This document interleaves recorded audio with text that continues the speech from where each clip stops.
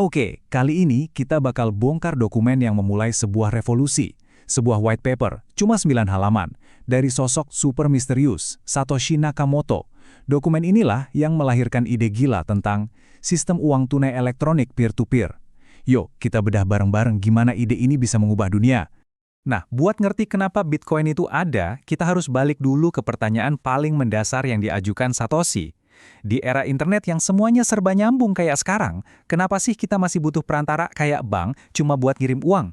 Pertanyaan simpel inilah yang jadi titik awal segalanya. Di sini nih, kita kayak lihat dua dunia yang beda banget. Di satu sisi, ada sistem keuangan yang kita pakai sehari-hari, yang sepenuhnya bergantung pada kepercayaan kita ke bank.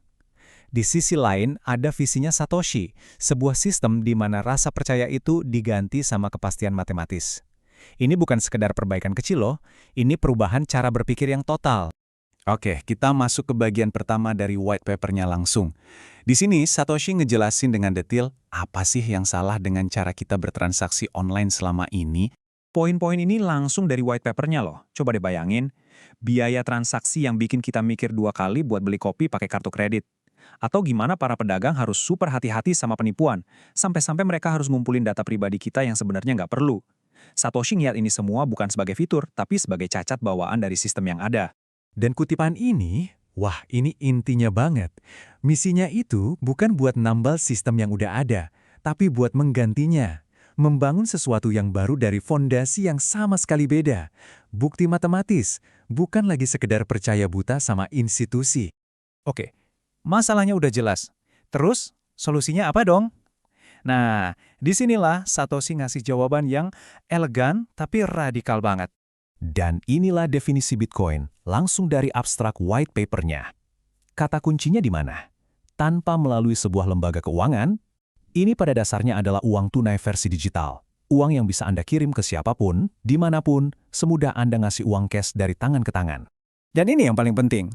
Nggak ada pusatnya, nggak ada tuh yang namanya Bitcoin Inc. atau CEO-nya siapa. Jaringannya sendiri yang secara gotong royong ngurusin transaksi dan nerbitin koin baru. Inilah yang namanya desentralisasi sejati. Oke, kalau nggak ada bank yang ngawasin, terus gimana cara kerjanya? Kok bisa? Nah, jawabannya ada di cara transaksinya itu sendiri disusun. Mari kita lihat. Nah, ini yang harus dipahami. Bitcoin itu bukan sebuah file di komputer Anda ya. Sebaliknya, satu koin itu definisinya adalah sebuah rantai kepemilikan yang nggak bisa diputus. Tiap kali koin itu pindah tangan, ada tanda tangan digital baru yang ditambahkan, menciptakan jejak sejarah yang bisa diverifikasi oleh siapa saja. Prosesnya gini, Anda pakai private key Anda, semacam tanda tangan digital rahasia buat ngesahin transfer koin ke orang berikutnya. Tanda tangan ini jadi mata rantai baru. Nah, siapapun di jaringan bisa ngecek seluruh rantai ini buat mastiin kalau Anda emang beneran pemilik sahnya. Jadi semuanya transparan dan aman secara matematis. Tapi ini dia nih masalah paling gede di dunia uang digital. Sesuatu yang bikin pusing banyak orang jenius sebelum Satoshi muncul. Masalahnya kan gini. Kalau kita punya file digital, entah itu lagu atau foto, kita bisa copy-paste seenaknya kan? Nah, gimana caranya biar orang nggak bisa copy-paste uang digital mereka terus belanja di 2 tempat sekaligus? Inilah masalah pembelanjaan ganda atau double spending, dan cara white paper ini menyelesaikannya adalah terobosan yang luar biasa. Solusi dari Satoshi itu secara ide, simpel banget. Bikin semua transaksi jadi publik. Kalau semua orang punya catatan sejarah yang sama, ya pasti langsung ketahuan dong kalau ada yang mau curang. Tapi pertanyaannya, dan ini pertanyaan besarnya, gimana caranya bikin jutaan orang di seluruh dunia setuju sama satu versi sejarah yang sama tanpa ada bosnya?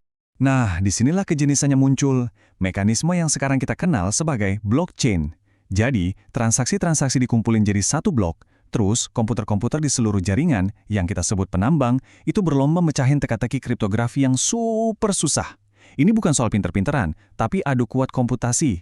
Penambang pertama yang berhasil, dia berhak nyiarin bloknya ke seluruh jaringan, dan blok itu akan ditambahkan ke rantai, mengunci semua transaksi di dalamnya untuk selamanya.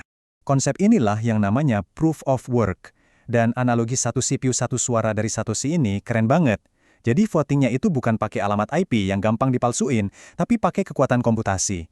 Suara mayoritas itu ya datangnya dari mayoritas kekuatan CPU. Cara mereka mencapai kesepakatan itu elegan banget. Seluruh jaringan cuma perlu lihat rantai blok mana yang paling panjang. Karena butuh kerja komputasi yang luar biasa besar buat nambahin satu blok aja, maka rantai terpanjang secara otomatis adalah rantai yang paling sah, rantai yang didukung oleh kekuatan komputasi terbesar di jaringan. Itulah satu-satunya sejarah yang dipercaya. Wah, kedengarannya butuh komputer canggih dan listrik banyak ya buat ngerjain ini semua. Terus, ngapain ada orang yang mau repot-repot nyumbangin komputer dan listrik mereka buat melakukan ini semua? Jawabannya tentu saja, insentif. Para penambang yang berhasil nambahin blok baru ke rantai itu dapat hadiah. Hadiahnya ada dua, sejumlah Bitcoin yang baru aja dibuat, ini namanya block reward, dan semua biaya transaksi dari transaksi-transaksi yang mereka masukin ke dalam blok itu. Dan kutipan ini nunjukin kejeniusan ekonominya Satoshi. Satoshi ngerancang sistem di mana jujur itu ya jadi pilihan yang paling untungin. Kalau Anda punya kekuatan komputasi, Anda bakal dapat lebih banyak uang dengan main jujur dan ngumpulin hadiah daripada coba-coba curang dan malah ngerusak nilai dari aset yang Anda coba curi itu sendiri. Oke, jadi kalau kita tarik benang merahnya, apa sih pencapaian terbesar dari semua gabungan ide-ide brilian ini? Dan kalimat penutup di white papernya ini, wow. Ini merangkum semuanya. Satoshi berhasil bikin sebuah sistem di mana kita nggak perlu lagi saling percaya. Anda nggak perlu percaya sama orang yang bertransaksi dengan Anda, nggak perlu percaya sama bank atau pemerintah. Anda cukup percaya sama matematika. Sistem ini berjalan di atas bukti, bukan janji. Dan buktinya itu bukan omong kosong, tapi matematika murni. Satoshi ngitung kalau kemungkinan seorang penyerang bisa ngubah transaksi di masa lalu itu turun drastis setiap ada blok baru yang ditambahkan. Setelah 6 blok aja, kemungkinannya jadi kecil banget. Sampai-sampai secara praktis, itu mustahil. Transaksi Anda aman selamanya. Jadi, kita tutup dengan pertanyaan ini. White paper Bitcoin itu bukan cuma soal bikin mata uang baru. Ini adalah cetak biru untuk sebuah sistem yang sama sekali baru dalam mencapai kesepakatan tanpa ada otoritas pusat.